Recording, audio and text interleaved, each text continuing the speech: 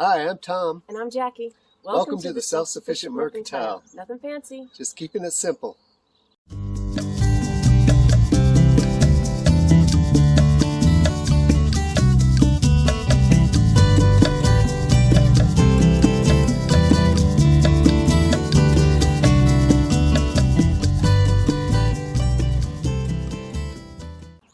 Hi everyone, thanks for joining us today.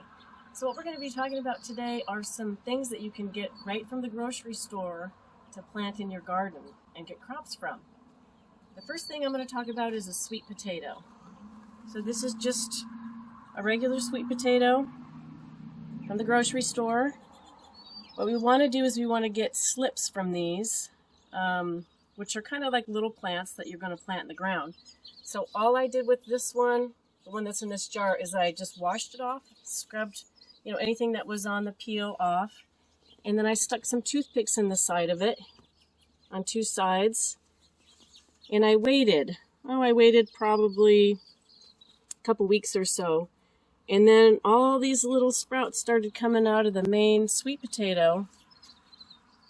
So these are the slips. These are the green things that we're going to be planting in the ground. So you can see just how they grow out of the side of the sweet potato like that. Now this is the second year I've grown sweet potatoes, so I'm not an expert, but it's really fun. So what you do with these is you don't plant the whole plant. What you do is you come and you're going to break these guys off of the side. See if I can break one off like that. There. And then I just pulled off a couple of the bottom leaves and then stuck them. You're going to stick them in a jar of water. And then this is an example of one that I've had rooting for, maybe about a week and a half. You can see those sprouts that I pulled off of the sweet potato are forming roots all along that stem.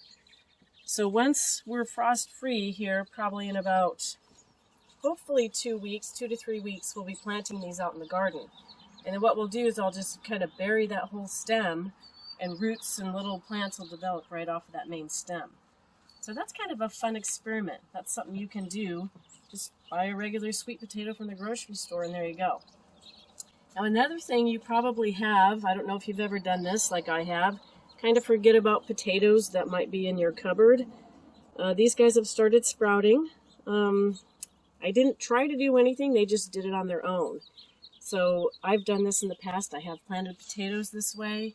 A lot of people are concerned about planting these are not certified seed potato, so some people are worried about planting these out in the garden that they might be spreading disease into their soil.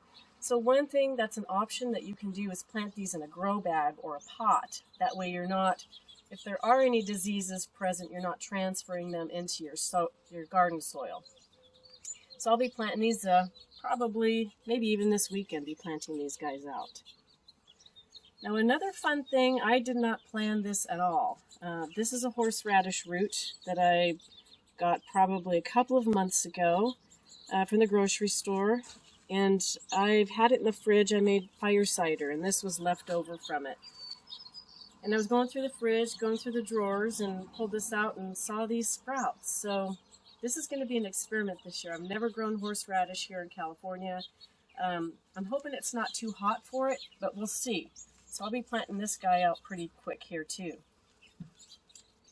And the last thing that you can do is garlic. This is just a head from the grocery store. This one is not really sprouting yet.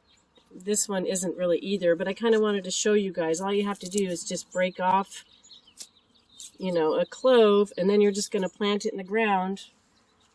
Like you can see over here, we've got some garlic and leeks that are planted, but these garlics here, all you have to do is dig a hole like that. You want to put this side down. This is the root side. So that's going to go down in the hole. And then just cover it with soil and wait. That thing should sprout, in 2 to 3 weeks, depending. Maybe if it's already sprouting, it might be sooner. So that's all you have to do with that. So these are just kind of fun little tips that hopefully you can try in your own home, in your own garden this year.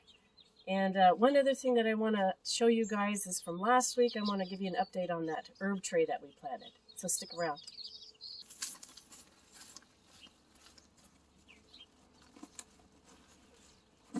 Okay, so it's been probably about 6 days now on the heat mat in our laundry room, and here we go. So we can see most everything has come up. Here we've got, this is the oregano that, remember I just seeded it right on top. I didn't cover it with any dirt, so you can see all the little plants have come up there. The thyme.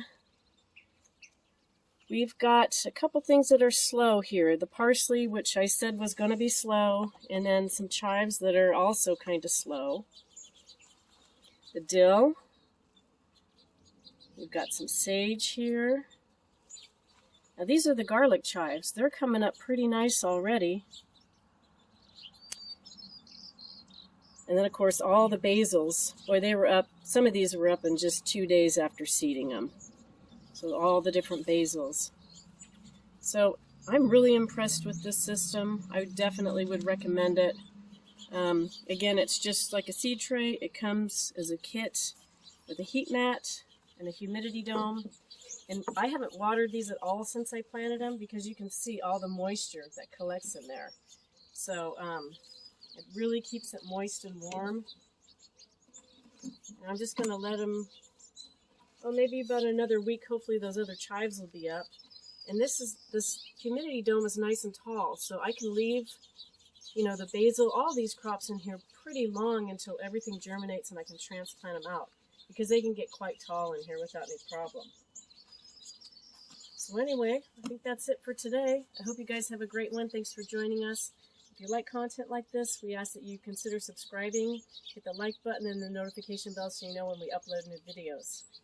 Okay guys, we'll see you next time.